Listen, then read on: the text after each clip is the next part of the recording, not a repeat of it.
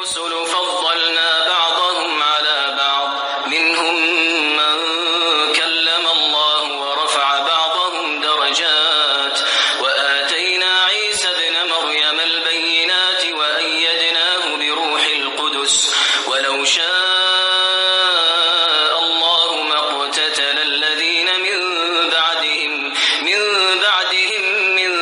بعد ما جاءتهم البينات ولكن اختلفوا فمنهم من آمن ومنهم من كفر ولو شاء الله ما اقتتلوا ولكن الله يفعل ما يريد. دا رسولون دی مجد دوی زنه په زنه نور باندې غوړه کړې دي لدین زنه هغه دی چې الله تعالی ورسره خبرې کړې دي او د دوی د بعض درجه اوچته کړې دي او مجد مریم زوی عیسی علی السلام ته ښکارا معجزې ور کړې دي او مجد هغه په روح القدس پوک روح سره کوي کړی دی او که الله تعالی غوښتلی نو هغه کسان و په خپل کې نه وي جنګېدلي چې د دغې رسولانو نه وروسته وي د دې نه وروسته چې دوی ته ښکاره نقشې راغلې او لیکن دوی اختلاف وکړ نو په دوی کې ځینې هغه دي چې ایمان یې راوړ او ځینې په دوی کښې هغه دي چې کافر شول او که الله تعالی غوښتلی نو دوی به په خپل کې نه وي جنګېدلي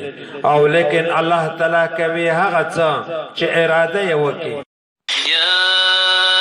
أيها الذين آمنوا أنفقوا مما رزقناكم من قبل أن يأتي يوم لا بيع فيه ولا خلة ولا شفاعة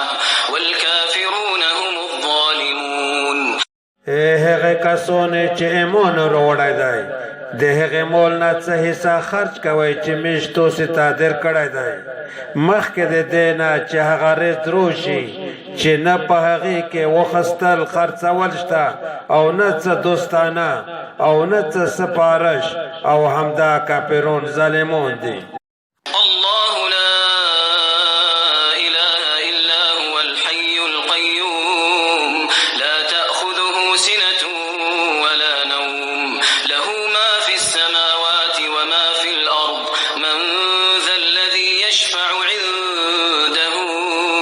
إلا بإذنه. الله تعالی چې دی نشته هیڅ لایق د عبادت مگر همدای دی همیشه ژوندی دی د ټول عالم انتظام کوونکی دی په ده نه پرکالي رودرمي او نه خوب خاص حمد لره دی هغه څه چې په اسمانونو کې دی او هغه څه چې په مځکه کې دی څوک دی هغه کس چې د ده په مخ کې به سپارش کوي مگر د ده په اجازت سره. يعلم ما بين أيديهم وما خلفهم ولا يحيطون بشيء من علمه إلا بما شاء وسع كرسيه السماوات والأرض ولا يؤوده حفظهما وهو العلي العظيم. هغه الله تعالی پیږي په هر هغه څه چې د دی په مخ کې دی او په هر هغه څه چې د دی نه وروسته دی او د مخلوق د هغه د علم نه هیڅ شی هم نشي راګیرولی مگر هغه څه چې هغه الله تعالی یې وغواړي. د هغه الله تعالی کرسي پیروخه ده اسماني نه او مځکه یې راګیر کړې دي او د دې دواړې ساتنه هغه الله تعالی نه ستړی کوي او هم هغه ډېر اوچت دی ډېر لوی